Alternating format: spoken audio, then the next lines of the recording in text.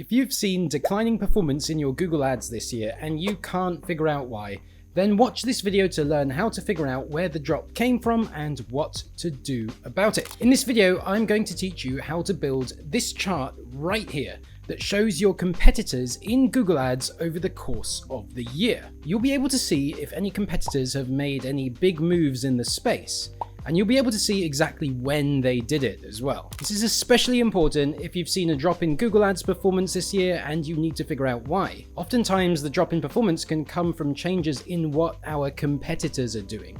And this easy to set up and free chart template will allow you to see if that's the case for you. So with that said, let's dive in and I'm going to show you how to set this up. Okay guys, to build this chart, first up you want to come over to Mike Rhodes' circles. So credit to Mike Rhodes, who is the builder of this chart, and Mike Rhodes has tons of fantastic tools, many available for free. This one is available for free, some of them are paid.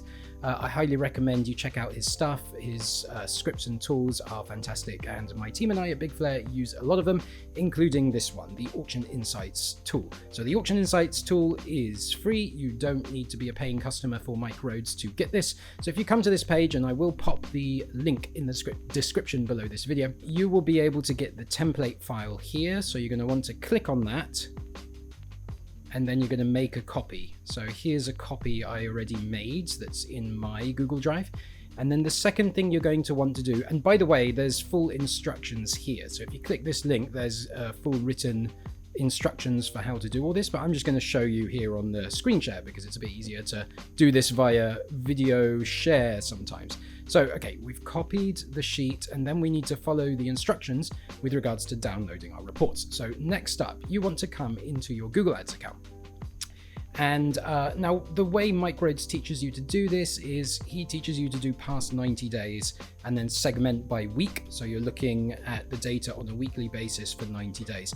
What I prefer to do is to get a longer date range. So I prefer to do year to date because I'm more interested in analyzing the big trends, right? So come to your date selector and make sure you have year to date selected. Click apply. And make sure your campaign status is all and your ad group status is all. This will ensure that all campaigns and ad groups are included in the analysis. Next up, insights and reports, come down to auction insights. Now the following bit of this process you can actually do 2 times. You can do it once for search and then once for shopping as well. And you want to do it 2 times to cover both of the search and shopping options. Okay, so first up we have search selected, and what you want to do now is segment and choose time and go to month. Now this is now going to split out all the data by month, and what we can do now is to download this data to a Google Sheet. And you're going to want to name it the account name and then space and then either search or shopping depending on whether you're doing search or shopping. So account name and then search. In my case, I would name it the client name and then space search. In your case, if you're running your own business, you might just want to put in your business name here. But whatever, just an account name here and then search. And then save it to your drive, or actually I recommend saving it to a dedicated folder. So what I did is I created a separate folder just for this analysis. I called it Auction Insights, and then this template file that we grabbed from Mike Rhodes' site, I moved it into that same folder as well, so that all my sheets and stuff are going to be in one folder. Okay, so select your folder, save it there. Account name space search, download. Okay, there we go. It's now downloaded. And then nice and easy, do the same process again for shopping. So make sure it's segmented by month, download to Google Sheets, and then you're going to use the same naming convention. So account name, but this time shopping. It's important that you name this correctly. It needs to have search or shopping in the title of the file. Okay. Put it in my folder, save it to the same folder, and I'm just going to let that download in the background. What we can now do is come over to our template file here, And before we grab data into this template, there's just one more step. So we need to find the folder ID, which you can do like this.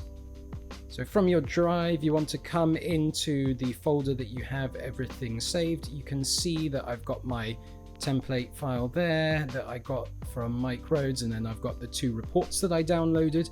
And now what we're looking for is this up here in the URL.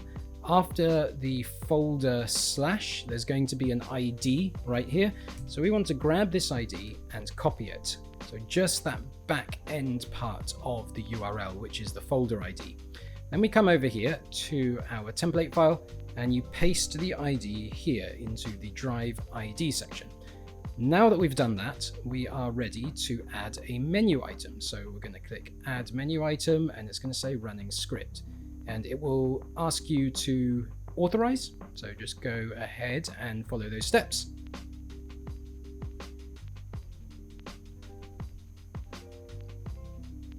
And then after you authorize, you're probably going to have to click again to run it again. Okay, so now we have loaded the Auction Insights menu. Okay, so now after you've done this, you should see this menu item up here. If you click into Auction Insights, you can now select Import Data.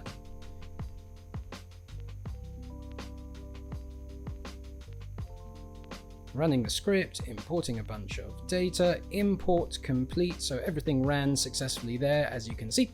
And then now we can come back to the charts tab and hey presto, we have lovely charts showing my search and shopping campaigns. And something went off with the shopping campaign here. Not sure why that happened. Yeah, it's because I named it slightly different. So that's why you need to be careful in naming it exactly the same thing. I actually did a spelling mistake when I named my shopping file. So yeah, I did account name search and then account name shopping. So if I'd spelt it correctly, that would have come up correctly. Why don't we just fix that? Rename that. Account name shopping. Okay. And then whenever you just want to re-import data, you can just come back to Auction Insights, import data.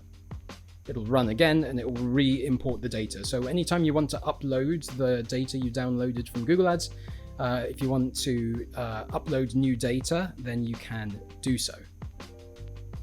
Okay, so when you've imported data correctly, you will see all the chart information in here. So once you've got this information, how do you actually use it? I want to run through a couple of real examples from real client analyses that me and my team have done that show you how you can think about this and how it can help guide your decisions. So for example, here's one client that we've been working with for quite some time now.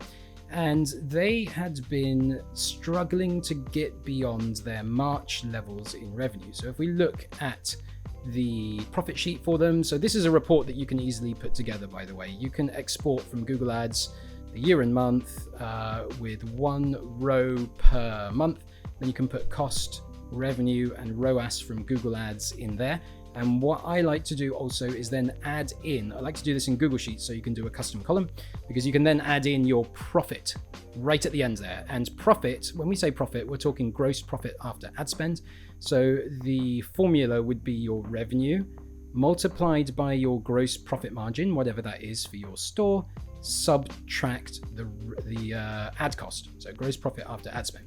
And with this particular client, we had noticed, and we were trying to figure out why revenue came down in March.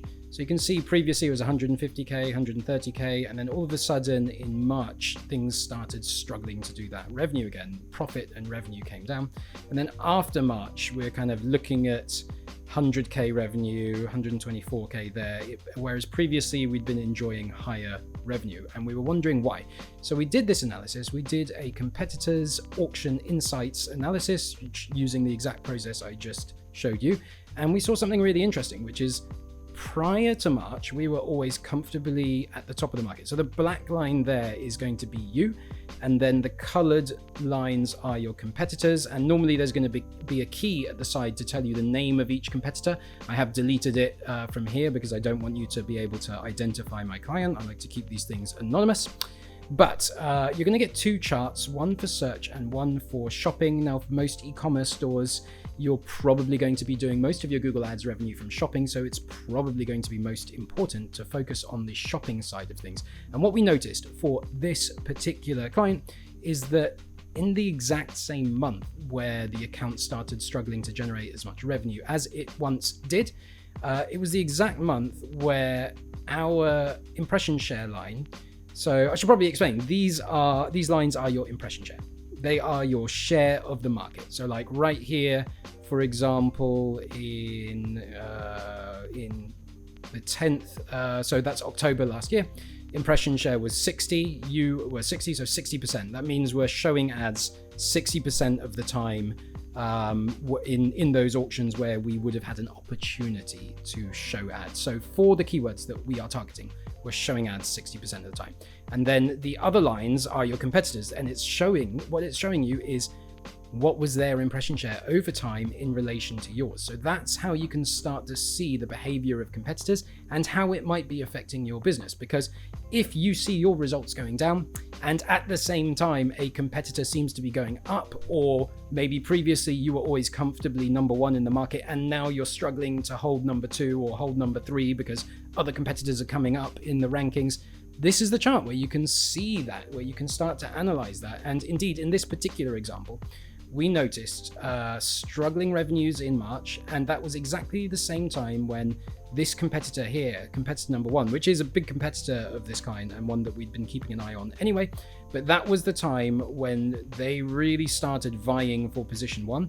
And whereas previous to March, we always just comfortably had position one there, we always had the most impression share in the market for our keywords. Now all of a sudden this other competitor is fighting, and this fight, it started in March, and the start of that fight is when the revenues started to not be as high. It's when it was more of a struggle to get those revenues that we were getting before.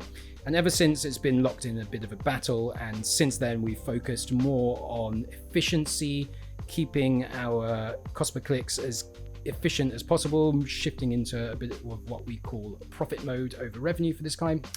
And that's just one example of how doing this analysis and looking at the change in your competitors' impression shares over time while comparing that to your results and mapping the times of the two things can be really insightful and help you decode what's happening in your Google Ads account. Let's look at another example here for another client. So we started working with this client earlier in the year, so around about the middle of the year.